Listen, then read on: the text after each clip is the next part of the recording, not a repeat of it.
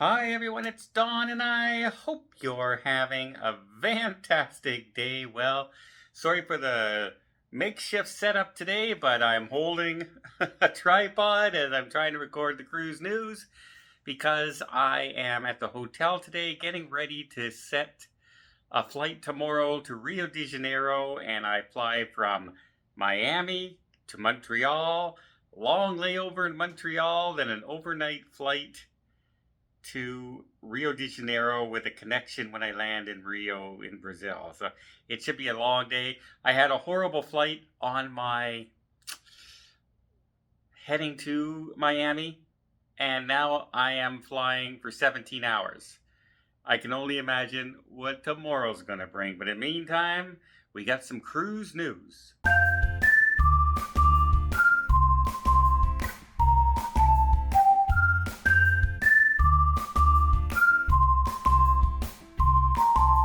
Also, just want to bring up tomorrow, I'm bringing you my full walking tour of the Icon of the Seas. I was trying to do it live, however, the Wi-Fi just didn't work. I brought you my first impressions of the ship, and then I will show you a complete walk around of the entire ship, including some of the things that I think are just a little weird on the ship, but still, most things were truly amazing. Check it out tomorrow, that'll be coming up. But today we have an interesting story where Jacksonville, Florida could be getting a new cruise line. Normally you have a lot of Carnival ships sailing out of there. Well, now Norwegian Cruise Line, it seems, is expressing interest to send one of their, or possibly two of their ships out of Jacksonville coming up next year.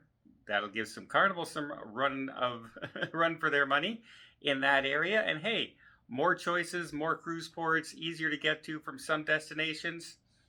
I'm all in favor of it. The more ports we can sail out of, the easier it is for us to get to those cruise ports. Next, we also have two stories about Princess Cruise Lines. One of them is that, the Sky Princess had to change its itinerary from Roatan, not because the ship's breaking down or anything like that, but because the port is just too crowded with ships that day. Well, that's the second time this month alone that Princess has had to reschedule its cruise out of Roatan. And I'm wondering just how often this is going to be a case now going forward as more and more ships are sailing in the Caribbean with larger and larger ships as well. And who knows if sooner or later you might see the Caribbean start saying, hey, we just have to start limiting some of these, amount of ships coming into our ports. Hope we never hear that. And some places like Puerto Rico and Dominican Republic are looking at expanding cruise ports, which is a good sign that we will be able to spread some of these ships out just a little bit better. Another story coming out is Princess, starting on the 22nd of the month, is congratulations, you got better Wi-Fi, you got faster Wi-Fi, so now you're going to pay more for it. In fact, Wi-Fi on Princess is not cheap. It is pretty pricey, and now it's going to be 67% higher. That's right, a 67% increase all at once. All at once. Did you get a 67% raise this year? I didn't. I certainly didn't. And I don't know too many people that are. But 67% raise in Wi-Fi charges all at once.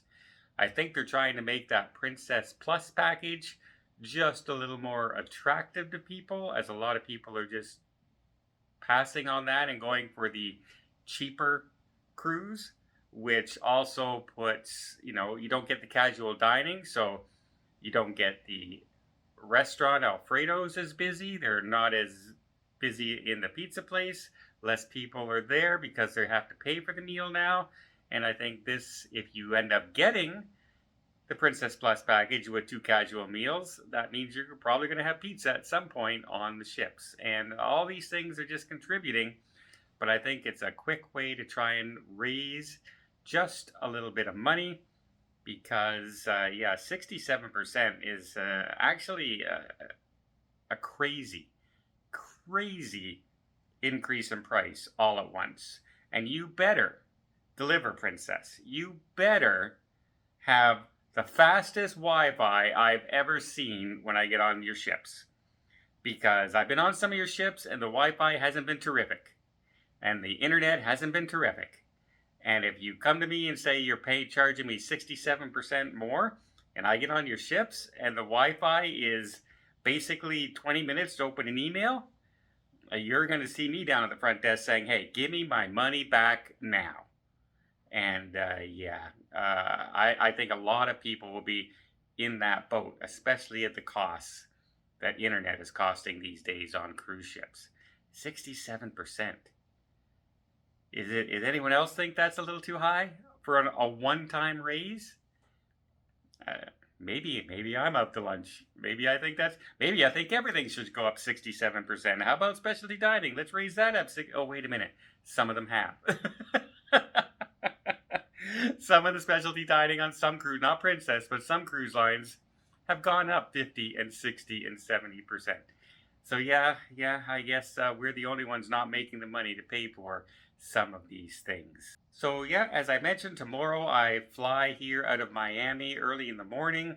I fly to Montreal, I have a long layover, and then I fly back over top of Miami on the way to Rio de Janeiro. And the weird thing is this morning, when I checked in for my flight tomorrow, normally it says, you are now checked in. This morning it said, congratulations, you are partially checked in. Which I have a feeling, and then I said, please see a ticket agent when you get to the counter. So I have a feeling I'm going to have to show a lot of documents tomorrow. I have a feeling I got to show a vaccine thing tomorrow. They're going to ask me for my visa, even though you don't need a visa, but I applied for one, and at the last minute they gave it to me. So I bet you they asked for that. It's just going to be a pain in the butt. And I bet you when I get to Canada, they're going to make me go down to luggage, get my luggage, and go back through security again and recheck in because I'm leaving Canada and heading to Brazil. It's just going to be a super, super long day. And that's if all the flights are on time and my flights aren't canceled.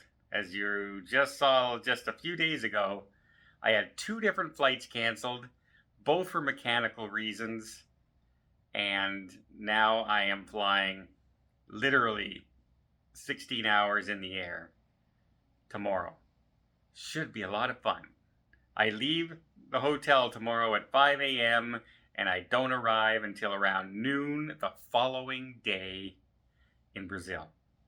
That's a long day of traveling. Well, I hope you appreciate this little update and will follow me along on my adventures as I head off to Rio to join the Region 7 Seas Voyager. I hope you'll check out my walking tour tomorrow of the Icon of the Seas. And until next time, I hope you appreciate this video. If you did, please give it a thumbs up. To see more tips, more tricks, more travel vlogs from around the world, hit that subscribe button. Until next time, have yourself a safe and a great vacation.